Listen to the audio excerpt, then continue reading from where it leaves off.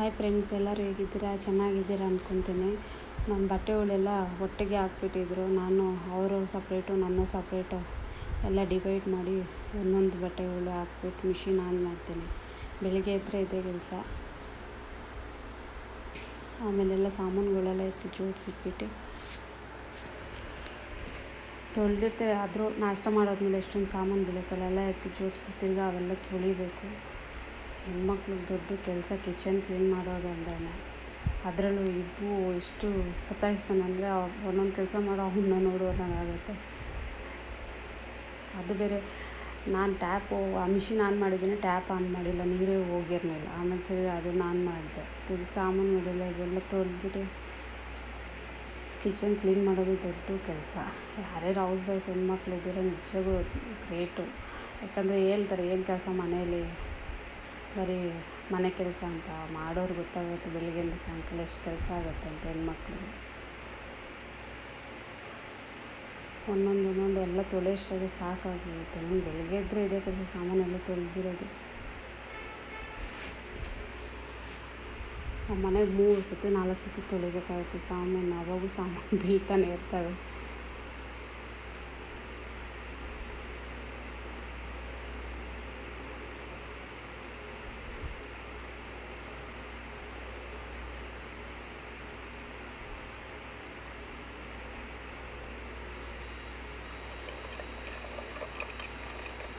Gas stove ಎಲ್ಲ ಬೆಳಿಗ್ಗೆ ಎಲ್ಲ ಒಂದು ಸತಿ ಅಡುಗೆ ಆದಮೇಲೆ ಒಂದು ಸತಿ ಎಲ್ಲ ಉಜ್ಬಿಟ್ಟು ತೊಳೆದು ಕ್ಲೀನ್ ಆಗೋಗ್ಬಿಟ್ಟು ಸಾಯಂಕಾಲ ಮಾಡೋಕ್ಕೆ ಸರಿ ಇರುತ್ತೆ. ಇಲ್ಲಾಂದರೆ ತಿರ್ಗಿ ಸಾಯಂಕಾಲ ಎಲ್ಲ ಗಲೀಜಿರುತ್ತೆ. ಅದಕ್ಕೆ ನಾನು ಅವಾಗವಾಗ 2 ಸತಿನೂ ಮಾಡ್ಕೊಂಬಿಡ್ತೀನಿ. ನೈಟ್ ಮಲ್ಗೋಕ್ಕೆ ಮುಂಚೆ ಒಂದು ಸತಿ, ಬೆಳಿಗ್ಗೆ ಒಂದು ಸತಿ. ಈಗ ಬೆಳಿಗ್ಗೆ ಇದಷ್ಟೇ ತೋರಿಸ್ತಾ ಇದ್ದೀನಿ ನಾನು ನಿಮಗೆ ಎಷ್ಟು ಕೆಲಸ ಆಗುತ್ತೆ ಅಂತ.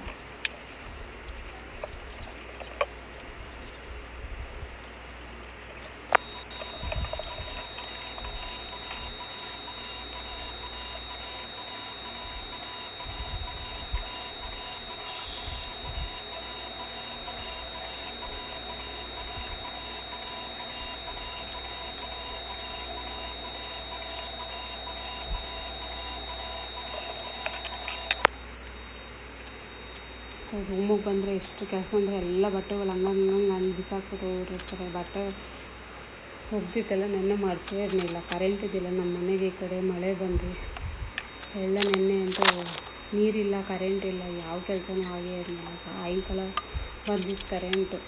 ಅಪ್ಪ 6:30ಗೆ ಬಂತು. ಆವಾಗ ಅಡುಗೆ ಮಾಡ್ಕೊಂಡು ಊಟ ಮಾಡಿದ್ದು. ಸ್ನಾನ ಮಾಡೋಕ್ಕೆ ಕೂಡ ನೀರಿದ್ದಿಲ್ಲ. ನೆನ್ನೆ ಏನೂ ಮಾಡೋಕ್ಕೂ ಆಗಿಲ್ಲ. ನಾನು ಮಳೆಗೆ ಬಟ್ಟೆಗಳು ಒಣಗಿರ್ಲಿಲ್ಲ, ಅವೆಲ್ಲ ಒಣಗಿಸಿ ತಿರ್ಗಿ ಎತ್ಕೊಬಂದು ಎಲ್ಲ ಮಡಚ್ಬಿಟ್ಟು ಎತ್ತಿಟ್ಟು ಅದನ್ನೆಲ್ಲ ಸಪ್ರೇಟ್ ಅವ್ರು ಸಪ್ರೇಟ್ ನಮ್ಮ ಸಪ್ರೇಟ್ ಎಲ್ಲ. ಬಟ್ಟೆ ಮಡ್ಚೋದಂದರೆ ನಿದ್ದೆ ಬಂದ್ಬಿಡ್ತು. ಒಂದೊಂದು ಟೈಮ್ ನಾನು ಹಾಡು ಹೇಳ್ಕೊಂಡು ಮಡಿಸ್ತೀನಿ, ನಿದ್ದೆನೇ ಬಂದುಬಿಡುತ್ತೆ ಮಡಿಸ್ತಾ ನನಗಂತೂ. ಯಾರ್ಯಾರಿಗೆ ಹಿಂಗೆ ಆಗುತ್ತಂತ ಹೇಳಿ. ಬಟ್ಟೆ ಮಡ್ಚೋದಂದರೆ ನಿದ್ದೆ ಬರೋದು. ಎಷ್ಟೋ ದಿವಸ ಹಂಗೆ ಆಗಿಬಿಡುತ್ತೆ. ಅರ್ಧ ಮಡಿಸ್ಬಿಟ್ಟು ನಿದ್ದೆ ಮಾಡಿದ್ದೀನಿ ಎಷ್ಟೋ ದಿವಸ.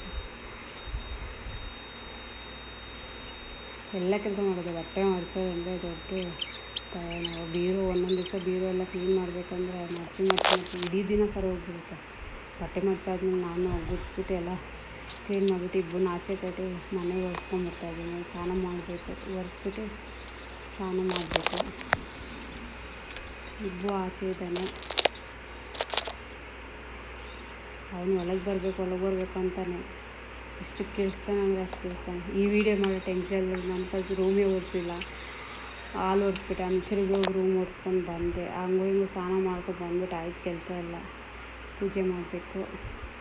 ಇಬ್ಬರನ್ನ ಒಳಗೆ ಕಟ್ಬಿಟ್ಟು ಅವನಿರಲ್ಲ ತುಂಬ ಹೊತ್ತು ಆಚೆ. ಸುಮ್ಮನೆ ನೋಡ್ಕೊಂಡು ಕೂರಲಿ ಅಂತ ಕುಂಚ್ತೀನಿ. ಆಚೆ ಇರಲ್ಲ. ಒಳಗೆ ಕಟ್ಬಿಟ್ಟು ಆಮೇಲೆ ದೀಪ ಹಂಚ್ಬೇಕು. ಆಯಿತು, ರೆಡಿ. ನನ್ನ ಮಗ ಬಂದ. ದೀಪ ಹಂಚ್ಬಿಟ್ಟಿದ್ದೆ. ಆಮೇಲೆ ಇದು ತೆಗಿತಾಯಿದ್ದೀನಿ ಪೂಜೆ ಮಾಡ್ಕೊಂಡು. ಆಯಿತು. ದಿನ ಯಾರ್ಯಾರಿಗೆ ಇಷ್ಟು ಬ್ಯುಸಿ ಇರ್ತೀರ ಅಂತ ಹೇಳಿ, ಹೆಣ್ಮಕ್ಳು ಎಷ್ಟು ಬ್ಯುಸಿ ಇರ್ತೀರಲ್ವ ನೋಡಿ. ಯಾರು ಹೇಳ್ತೀರ ಹೌಸ್ ವೈಫು ಅಂತ ಏನು